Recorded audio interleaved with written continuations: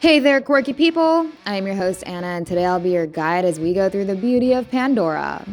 James Cameron created this visually pleasing heaven and sent the humans to destroy it. He is both the creator and the destroyer.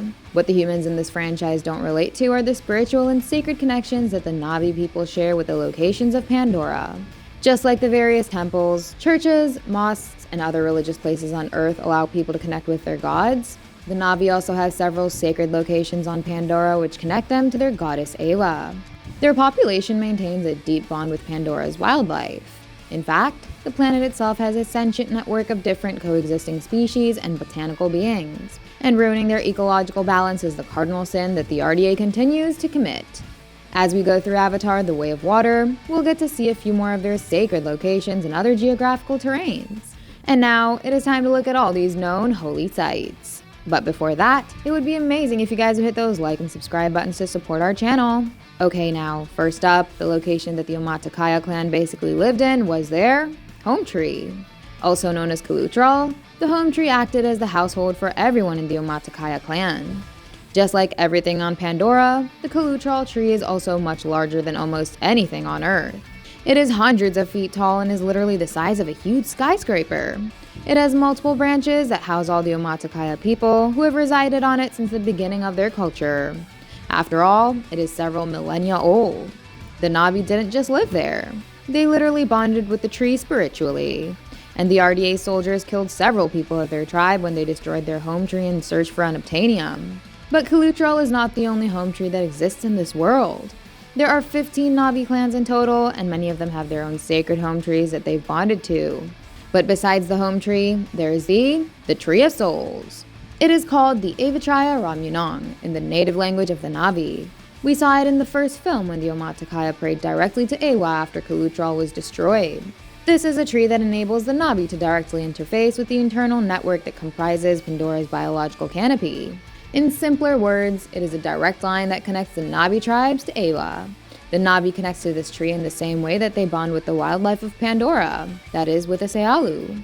And it is basically called a Tree of Souls because its most important function is that it is able to transfer souls into different bodies.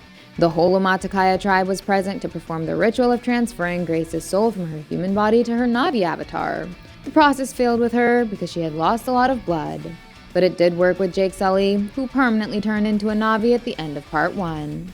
Next up, Pandora also has the Hallelujah Mountains. Also called the Eywa Malusang, the floating mountains became a prominent location in the first movie.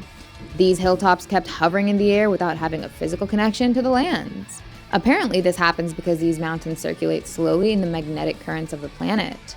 It's similar to how icebergs float in the sea currents. But the only difference is that they float in the air because of the magnetic field present on the planet thanks to unobtainium reserves. The whole flotation process is called the Meisner Effect.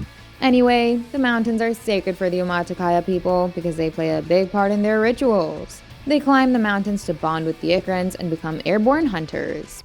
After Jake Sully got used to climbing these dangerous Hallelujah Mountains, he and the other Na'vi tribes used this location to gain an advantage against the RDA fleet.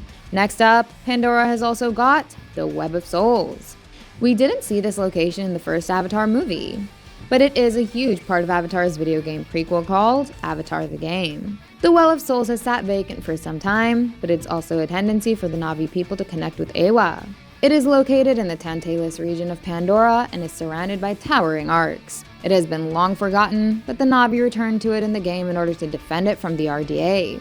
It will be interesting to see if James Cameron will add the Well of Souls in his future Avatar stories. Next up, Avatar: The Way of Water will introduce us to the Cove of the Ancestors.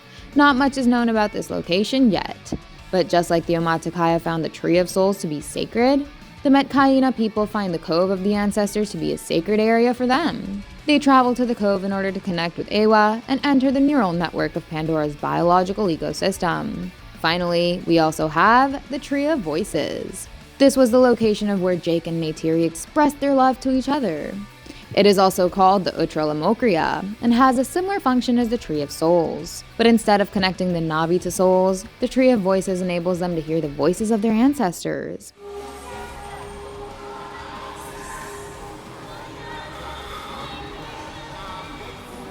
I can hear them. Neytiri described it as a place for prayers to be heard and sometimes answered. This is a place for prayers to be heard and sometimes answered. And obviously, the Na'vi people connect to it just like they connect to everything else, through their ponytails. Okay, that's all from our Avatar Bible for now. Once again, I'd leave you with a reminder to hit those like and subscribe buttons if you learned something new. Goodbye, and I'll see you in the next one.